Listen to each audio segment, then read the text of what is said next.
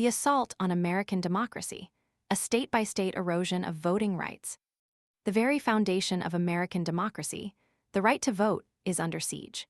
A wave of restrictive voting laws, sweeping across the nation at an alarming rate, threatens to disenfranchise millions and fundamentally alter the landscape of American elections. This isn't a subtle shift. It's a coordinated, aggressive campaign to restrict access to the ballot box, fueled by unfounded claims of widespread voter fraud and championed by powerful political forces. The assault began subtly, then escalated into a full-fledged offensive. The passage of the SAVE Act in the House, demanding documentary proof of citizenship for voters, served as a catalyst. This call for stricter voter ID requirements, while cloaked in the language of election integrity, is a thinly veiled attempt to suppress participation, particularly among minority and marginalized communities. This tactic mirrors the actions of Republicans in nearly half of state legislatures, who have introduced similar bills, mirroring a nationwide pattern of voter suppression. California, a state not typically associated with such restrictive measures, is experiencing a push for a voter ID ballot measure, demanding both citizenship verification for voter registration and photo identification for ballot access. This seemingly innocuous requirement poses significant hurdles for many, especially those lacking readily accessible identification. This initiative demonstrates the insidious reach of this movement, extending beyond traditional strongholds of restrictive voting laws. Donald Trump's election victory, despite the ongoing claims of widespread fraud, has done nothing to deter this Republican-led push to restrict voting access. Instead, it has emboldened them. The president's rhetoric regarding election security, even in the absence of concrete evidence of widespread voter fraud, provides a convenient justification for these restrictive measures.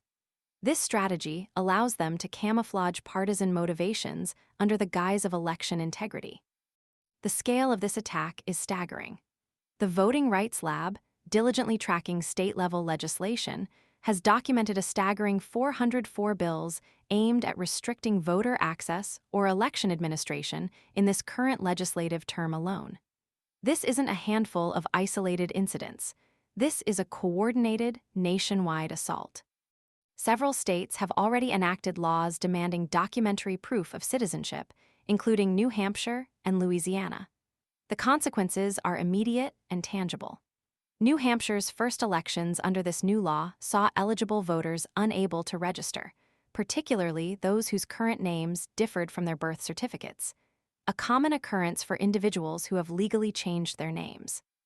This perfectly illustrates the practical impact of these seemingly technical requirements, effectively silencing voices within the electorate.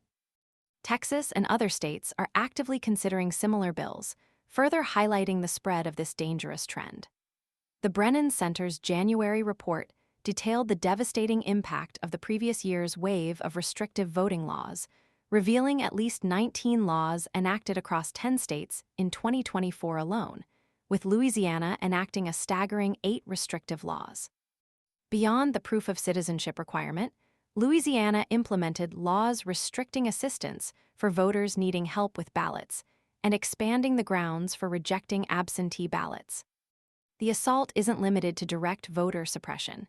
It also includes undermining the initiative process, a cornerstone of direct democracy. Arkansas, under Governor Sarah Huckabee Sanders, saw the passage of several bills attacking the initiative process, severely limiting the ability of citizens to directly shape their state's policies. Similar attacks on direct democracy are occurring in South Dakota, further illustrating the scope of this multi-pronged attack. Perhaps the most blatant and alarming example doesn't stem from state legislatures, but from the courtroom. In North Carolina, a judge who lost his election, Jefferson Griffin, is attempting to overturn the results by challenging the eligibility of tens of thousands of voters.